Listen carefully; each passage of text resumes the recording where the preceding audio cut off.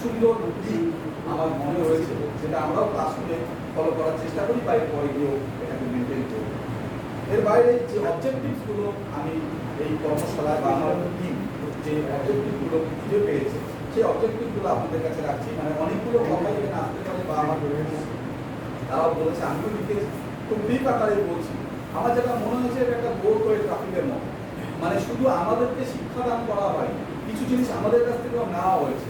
Actually board মানে দীর্ঘ আমার প্রায় 40 বছর হয়ে গেল এই মানে আমি শিক্ষকতা করছি।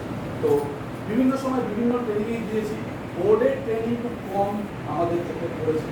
ট্রেনিংগুলো অন্য কেউ দেয়, বিশেষ করে আমাদের যে সর্বশিক্ষা মিশন বা রাষ্ট্রীয় শিক্ষা মিশন যারা যখন এসেছে তারা দিয়েছে, বা আরো অন্যান্য অর্গানাইজেশন দেয়। বোর্ড সরাসরি ট্রেনিং খুব একটা দেয় না। তো বোর্ডের ট্রেনিংয়ে সেই জায়গাটা অনুভব করতে পারলাম যে বোর্ড অ্যাকচুয়ালি আমাদেরকে কিছু দিতে চাচ্ছে, সাথে আমাদের কাছ থেকে কিছু নিতে চাচ্ছে। এই জায়গাটা আমার খুব অনুভব হয়েছে প্রত্যেকটা বিষয় থেকে, প্রত্যেকটা অ্যাপ্রোচ থেকে। তো এটা আমার মনে হয়েছে মেন অবজেক্টিভ বোর্ডের, সেটা ক্লারিফাই আরো ক্লিয়ার ডিফারেন্ট হবে।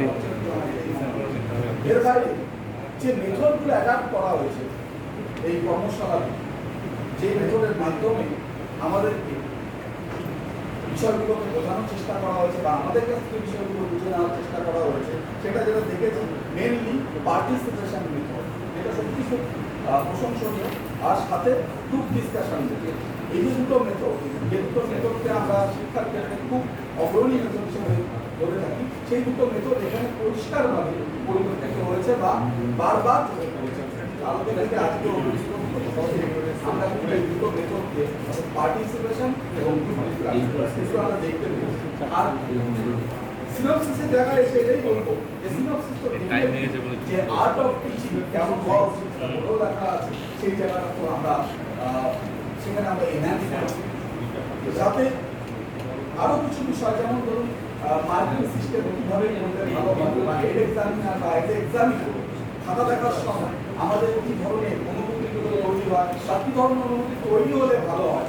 একটা সকলের সাথে সকলের, মানে এখানে অনেকজন আমরা আছি, হয়তো আমার ভাবনাটা একরকম ছিল, যখন আরেকজনের ভাবনাটা এই ডায়াসে শুনতে পেলাম, তখন তার মধ্যে থেকে একটা রেজাল্টের ভাবনা আমাদের মধ্যে জেনারেট করবে, যে ভাবনাটা আমার মাইন্ডে থেকে গেলে আমরা আগামীতে এটা আরো সুন্দরভাবে কথা বলতে পারবো বা এক্সিকিউট করতে পারবো। এটা এক্সামিনারের ক্ষেত্রে অনেকজন আছেন, এর বাইরে এক্সামিনার আমরা অনেকেই আছি, প্রত্যেকের মধ্যে একটা রেজোনেন্স তো তৈরি হয়েছে। এটা আমি বলতে পারি যে এই জিনিসটা আমরা পেয়েছি এই ট্রেনিং। আর সাথে আজকের একটি বিষয় না বললে মানে কম বলা হবে, সেটা হচ্ছে লাইফ স্কিল। তার মধ্যে যে ম্যাথমেটিক্সের যে একটা ইনভলভমেন্ট লাইফ স্কিলের সাথে, অ্যাকচুয়ালি ম্যাথমেটিক্সকে আমরা লজিক্যালও বলি, আবার প্যাটার্নও। শুধু তো লজিক্যাল বললে হবে না, আমার মনে হয় লজিক্যাল তো সবাই, শুধু ম্যাথমেটিক্স লজিক উইদাউট লজিক কোনো সাবজেক্ট প্রপারলি করতে পারে না, সেটা মুখ থেকে বলে। বাট ম্যাথমেটিক্সের একটা ইন্টারেস্টিং ফিচার যে এটা একটা প্যাটার্ন আছে, মানে যারা আপনারা প্রত্যেকে এখানে ম্যাথমেটিক্সের সাথে অনেক বেশি হবে, তো এই প্যাটার্ন আর এই যে লজিক, তার যে সংমিশ্রণ এবং এই দুটোর ইমপ্লিমেন্টেশন, যে লাইফ স্কিল ডেভেলপমেন্ট, যেটা স্যার আমাদের বুঝিয়েছে, সেটা সত্যি খুবই ভালো লেগেছে এবং ভালো লাগার মতো ছিল। এছাড়া এই সব কিছুর মধ্যে থেকে মনোটোনাস লাইফের কে বেরিয়ে আসে, যে মনোটোনাস লাইফের যারা স্পেস আমাদের মধ্যে তৈরি হয়েছিল, সেটা কিছুটা আমার মনে হয় এই ধরনের কাজের মধ্যে থেকে এটাই বেরিয়ে আসতে পারে যে একটা স্পেস, যে এডুকেশনাল স্পেস বাচ্চাদের মধ্যে তৈরি হয়েছে। আমরা যদি আজকে এখানে এত কাজের মধ্যে দিয়েও এই স্পেসটাকে রিমুভ করতে পারি, আজকে অ্যাকচুয়ালি স্টার্ট হয়ে গেছে, তারপরেও আমরা এতটুকু বেরিয়ে আছি এবং সবাই বসে আছি। তো যে এটার মধ্যে স্পেস ঠিক সেরকম আমাদের দ্বারা জায়গা তৈরি হবে বলে আমার এখানকার। এর বাইরে যে জিনিসটা বলতে চাচ্ছি আর যে একটা এলিমেন্ট মনে হয় ইনক্লুড করলে ভালো হতো। স্যার আপনারা অনেক অভিজ্ঞ অনেকখানি আপনাদের বা এখানে যারা জিনিসটাকে প্রেম করেছে তারপরেও মনে হয়েছে যে এটা একটা শ্রেণীকক্ষই বটে, সেই শ্রেণীকক্ষের ডিসিপ্লিনটা মাঝে মাঝে কোথাও ব্রেক হয়েছে।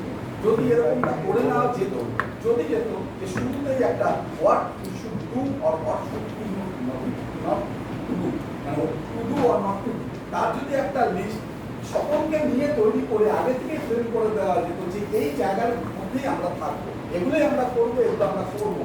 যেমন কোনো একটা বিষয় নিয়ে অহেতুক আলোচনাটাকে বড় করবো না, আমরা আমাদের ভেবে থাকবো বা ইত্যাদি ইত্যাদি। আমি আর বিশদে গেলাম না। এই জায়গাটা যদি হয়ে যায় কোনো একটা কর্মশালায় বা কোনো একটা শ্রেণীকক্ষে, তাহলে হয়তো সেই শ্রেণীকক্ষটা ঠিকঠাক ট্র্যাকে থাকে। তো এই জায়গাটা আমার বলা ছিল। আর ডেফিনেটলি সাকসেস স্টোরি তো বলতেই হবে। বোর্ডকে ধন্যবাদ জানাই, বোর্ড আমাদের কাছে এরকম একটা অপরচুনিটি